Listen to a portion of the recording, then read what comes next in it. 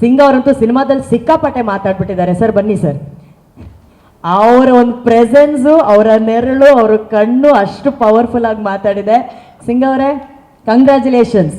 ಇವತ್ತು Byrathi Ranagal block buster ಆಗಿದೆ ಅಂದರೆ ಅದಕ್ಕೆ ಕಾರಣಕರ್ತರು ನಮ್ಮ ಕರ್ನಾಟಕ ಜನತೆಗಳು, ಶಿವಣ್ಣವರ ಅಭಿಮಾನಿಗಳು ಮತ್ತು ಮಾಧ್ಯಮ ಮಿತ್ರರ ಸಪೋರ್ಟ್, ಡಿಜಿಟಲ್ ಮೀಡಿಯಾ ಸಪೋರ್ಟ್ ಹಾಗೂ ಟ್ರೋಲ್ ಪೇಜಸ್ ಎಲ್ರಿಗೂ ನನ್ನ ಕೋಟಿ ಕೋಟಿ ನಮಸ್ಕಾರಗಳು.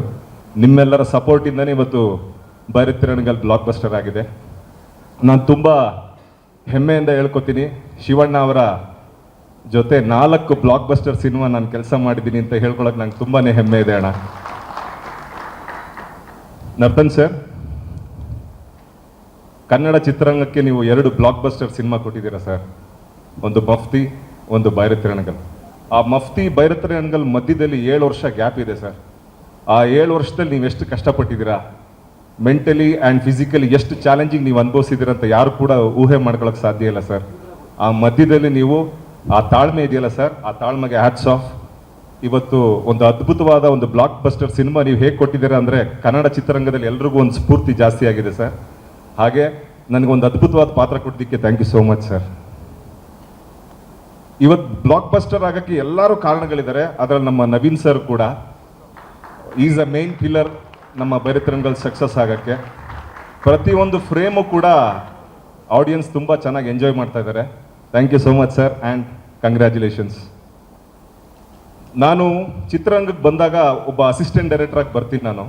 ಅಂದರೆ ನಾನು ಆ್ಯಕ್ಟಿಂಗ್ ಕೋರ್ಸ್ ಮಾಡಿದರೂ ಕೂಡ ಸಿನಿಮಾ ಕೆಲಸ ಕಲಿಬೇಕು ಅಂತ ನಾನು 2009ರಲ್ಲಿ ಅಸಿಸ್ಟೆಂಟ್ ಡೈರೆಕ್ಟ್ರಾಗಿ ಕೆಲಸ ಮಾಡ್ತೀನಿ. 22 ವರ್ಷ ನನಗೆ ಅವಾಗ.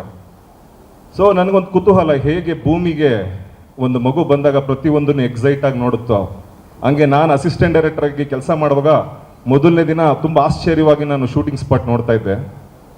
ಸೊ ಫಸ್ಟ್ ಕುತೂಹಲ ಆಗಿದ್ದು, ತಿಂಡಿ ಕೂತ್ಕೊಂಡಾಗ 5 ಥರ ತಿಂಡಿ ಬಡಿಸಿದ್ರು. ನಾನು ಏನು ವಿಶೇಷತೆ 5 ಥರ ತಿಂಡಿ ಹಾಕಿದಾರಲ್ಲ ಅಂತ ಅಲ್ಲಿ ಯಾರೋ ಪಕ್ಕದಲ್ಲಿದ್ದವ್ರನ್ನ ಕೇಳಿದೆ. ಆಗ ಅವ್ರು ಅಂದರು, ಎವ್ರಿ ಡೇ ಇದೇ ಥರ, ಯಾಕೆ ನೀನು ಹೊಸಬನ ಇಂಡಸ್ಟ್ರಿಗೆ, ಗೊತ್ತಿಲ್ವಾ ನಿನಗೆ? ಇಲ್ಲ ಸರ್, ಗೊತ್ತಿಲ್ಲ ಸರ್. ದಿನ ಪ್ರತಿ ನಿರ್ಮಾಪಕರು, ನಮ್ಮ ಕನ್ನಡ ಚಿತ್ರರಂಗದಲ್ಲಿರೋ ನಿರ್ಮಾಪಕರು 4ರಿಂದ 5 ಥರ ತಿಂಡಿ, ಟೀ ಕಾಫಿ ಯಾವಾಗ ಬೇಕು ಅಂದಾಗ, ಊಟದಲ್ಲೂ ಕೂಡ ಅದ್ಭುತವಾದಂಥ ಊಟಗಳು, ಮತ್ತೆ ಸಂಜೆ ಕಾಫಿ ಟೀ ಟಿಫನ್ ಈ ಥರ ಎಲ್ಲ ಕೊಡ್ತಾ ಇರ್ಬೇಕಾರೆ ಅವಾಗ ನನಗನ್ನಿಸ್ತು, ಅಣ್ಣವರು ಯಾಕೆ ನಿರ್ಮಾಪಕರನ್ನ ಅನ್ನದಾತರು ಅಂತ ಹೇಳ್ತಾ ಇದ್ರು ಅಂದರೆ ಇದಕ್ಕೇನಾ. ಒಂದು ಸಿನಿಮಾ ಶುರುವಾದರೆ 300 ಜನಕ್ಕೆ ಕೆಲಸ ಸಿಗುತ್ತೆ, 300 ಫ್ಯಾಮಿಲಿಗಳಿಗೆ ಒಳ್ಳೇದಾಗುತ್ತೆ. ಜೊತೆಗೆ ಶ್ರಮದಿಂದ ಕೆಲಸ ಮಾಡೋರಿಗೆ ಹೊಟ್ಟೆ ತುಂಬ ಊಟ ಹಾಕಬೇಕು ಅನ್ನೋದು ನಮ್ಮ ಕನ್ನಡ ಚಿತ್ರರಂಗದ ನಿರ್ಮಾಪಕರ ಉದ್ದೇಶ. ಅವ್ರುಗಳಿಗೂ ನಾನು ಥ್ಯಾಂಕ್ಸ್ ಹೇಳಕ್ಕೆ ಇಷ್ಟಪಡ್ತೀನಿ. ಆ ಸಿನಿಮಾದಲ್ಲಿ ಫಸ್ಟ್ ದಿನ ನನಗೆ ಏನು ಎಕ್ಸೈಟ್ ಆಯಿತೋ ಅದೇ ಥರ ನನಗೆ ಬೈರತಿ ರಣಗಲ್ ಸಿನಿಮಾ ಶೂಟಿಂಗ್ ಸ್ಪಾಟಲ್ಲಿ ಎಕ್ಸೈಟ್ ಆದೆ. ಯಾಕೆ ಅಂದರೆ ಪ್ರತಿಯೊಂದಕ್ಕೂ ಒಂದು ಬಡ್ಜೆಟ್ ಅಂತ ಇರುತ್ತೆ. ಆ ಬಡ್ಜೆಟ್ ಮೇಲೆ ದುಡ್ಡು ಹಾಕೋಕ್ಕೆ ನಿರ್ಮಾಪಕರು ಕಷ್ಟ ಆಗುತ್ತೆ. ಏನು ಆಶ್ಚರ್ಯ ಅಂದರೆ, ನಾವು ಪೆನಕೊಂಡದಲ್ಲಿ ಇಂಟ್ರೋಲ್ ಬ್ಲಾಕ್ ಫೈಟ್ ನಡೀತಾ ಇದೆ, ಆಲ್ಮೋಸ್ಟ್ ಒಂದು 300 ಜನ ಕೆಲಸ ಮಾಡ್ತಾ ಇದ್ದೀವಿ. 300 ಜನಗಳ ಕೈಯಲ್ಲೂ ಆ್ಯಪಲ್ ಇತ್ತು. ನಾನು ಶಾಕ್ ಆಗ್ತೀನಿ, ಏನಪ್ಪ ಇದು ಎಲ್ಲರ ಕೈಗೂ ಆ್ಯಪಲ್ ಇದೆ, ಏನು ಸಮಾಚಾರ ಅಂತ. ಆವಾಗ ಗೊತ್ತಾಗುತ್ತೆ ಇದು ಹೊಸ್ತಲ್ಲ, ಶಿವಣ್ಣ ಮತ್ತು ಗೀತಕ್ಕ ಅವ್ರ ಮೊದಲನೇ ಪ್ರೊಡಕ್ಷನ್ ವೇದದಿಂದನೂ ಇದನ್ನು ಅಭ್ಯಾಸ ಮಾಡ್ಕೊಂಡು ಬಂದಿದ್ದಾರೆ.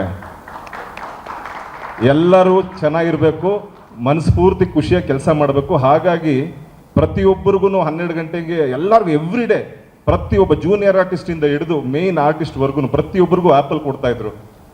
ಸಂಜೆ ಹೊತ್ತು ಸ್ನ್ಯಾಕ್ಸ್ ಕೊಡ್ತಾಯಿದ್ರು. ಅವಾಗ ಅನ್ನಿಸ್ತು ನನಗೆ, ಒಂದು ಮನೆಯಲ್ಲಿ ಹಿರಿಕರು ಹೇಗೆ ಎಲ್ಲ ಮಕ್ಕಳನ್ನು ಒಂದೇ ಥರ ನೋಡ್ಕೊತಾರೋ ಹಂಗೆ ಗೀತಾ ಪಿಕ್ಚರ್ ಪ್ರೊಡಕ್ಷನ್ನಲ್ಲಿ ಪ್ರತಿಯೊಬ್ಬರು ಶಿವಣ್ಣ ಮತ್ತು ಗೀತಕ್ಕ ತಂದೆ ಥರ ನಿಂತ್ಕೊಂಡು ನಮ್ಮೆಲ್ಲರನ್ನು ನೋಡ್ಕೊಂಡಿದ್ದಾರೆ. ಗೀತಕ್ಕ, ತುಂಬಾ ಖುಷಿ ಇದೆ ಅಕ್ಕ ನಿಮ್ಮ ಪ್ರೊಡಕ್ಷನ್ ಮೇಲೆ. ಹೇಗೆ ಅಣ್ಣನಿಗೆ ಹ್ಯಾಟ್ರಿಕ್ ಹೀರೋ ಶಿವರಾಜ್ ಕುಮಾರ್ ಅಂತ ಬಿರುದು ಬಂತು, ನಿಮ್ಮ ಪ್ರೊಡಕ್ಷನ್ಗೂ ಕೂಡ ಹ್ಯಾಟ್ರಿಕ್ ಹಿಟ್ ಪ್ರೊಡಕ್ಷನ್ ಅಂತ ನಿಮಗೆ ಬರಲಿ ಅಂತ ನಾನು ಆ ದೇವರಲ್ಲಿ ಪ್ರಾರ್ಥನೆ ಮಾಡ್ಕೊತೀನಿ ಅಕ್ಕ. ಆ್ಯಂಡ್ ನನಗೆ ನಿಮ್ಮ ಪ್ರೊಡಕ್ಷನ್ಲಿ ಅವಕಾಶ ಮಾಡಿಕೊಟ್ಟಿದ್ದಕ್ಕೆ thank you so much.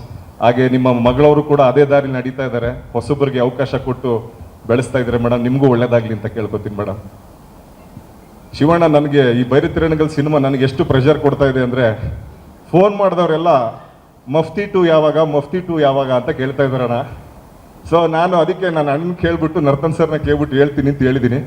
So ಆದಷ್ಟು ಬೇಗ ನೀವು ಶುರು ಮಾಡ್ತೀರಾ ಅನ್ನೋ ನಂಬಿಕೆ ನನಗಿದೆ ಅಣ್ಣ.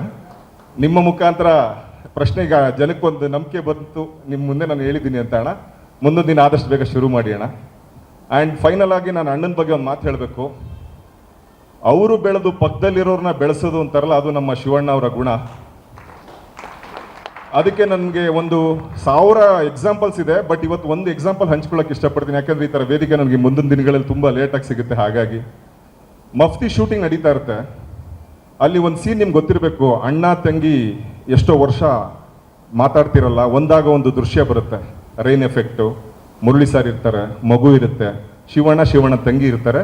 ಅವ್ರು ಯಾವಾಗ ಒಂದಾಗ್ತಾರೋ ಅವಾಗ ನಾನು ಒಂದು ದೂರದಿಂದ ಒಂದು ಎಮೋಷ್ನಲ್ ಆಗಿ ನೋಡೋವಂಥ ಒಂದು ದೃಶ್ಯ. ಆ್ಯಕ್ಚುಲಿ ಆ ಸೀನಲ್ಲಿ ನಾನು ಇರೋದಿಲ್ಲ ಆ್ಯಕ್ಚುಲಿ ಮೊದಲು ಪ್ಲ್ಯಾನ್ ಪ್ರಕಾರ. ಯಾಕೆಂದರೆ ಅದು ಫ್ಯಾಮಿಲಿ ವಿಷಯ ಆಗಿರೋದ್ರಿಂದ ಬರೀ ಅಣ್ಣ ತಂಗಿ, ಮುರಳಿ ಸರ್ ಮತ್ತು ಮಗು ಮಧ್ಯದಲ್ಲೇ ನಡೆದೋಗ್ಲಿ ಅನ್ನೋ ಥರ ಇರುತ್ತೆ. ಸೊ ಹಾಗಾಗಿ ಡೈರೆಕ್ಷನ್ ಡಿಪಾರ್ಟ್ಮೆಂಟಲ್ಲಿ ಸರ್ ಈ ಸೀನಲ್ಲಿ ನೀವಿಲ್ಲ, ಸೊ ದಟ್ ನೀವು ರಿಲ್ಯಾಕ್ಸ್ ಆಗ್ಬೋದು, ಇಲ್ಲ ಪ್ಯಾಕಪ್ ಆಗಿದೆ, ನೀವು ಮೇಕಪ್ ತೆಗಿಬೋದು ಅಂತ. ಬಟ್ ಏನೋ ಗೊತ್ತಿಲ್ಲ, ಅವತ್ತು ನಾನು ಮೇಕಪ್ ತೆಗೆದಿರಲಿಲ್ಲ, ಕಾಸ್ಟ್ಯೂಮ್ ಎಲ್ಲ ತೆಗೆದುಬಿಟ್ಟಿದ್ದೆ, ಬೇರೆ ನನ್ನ ಕ್ಯಾಶುವಲ್ ಡ್ರೆಸ್ ಹಾಕೊಂಡಿದ್ದೆ. 1-1.5 ಗಂಟೆ ಆದಮೇಲೆ ಡೈರೆಕ್ಷನ್ ಡಿಪಾರ್ಟ್ಮೆಂಟ್ ಅವ್ರು ಓಡ್ ಬಂದರು.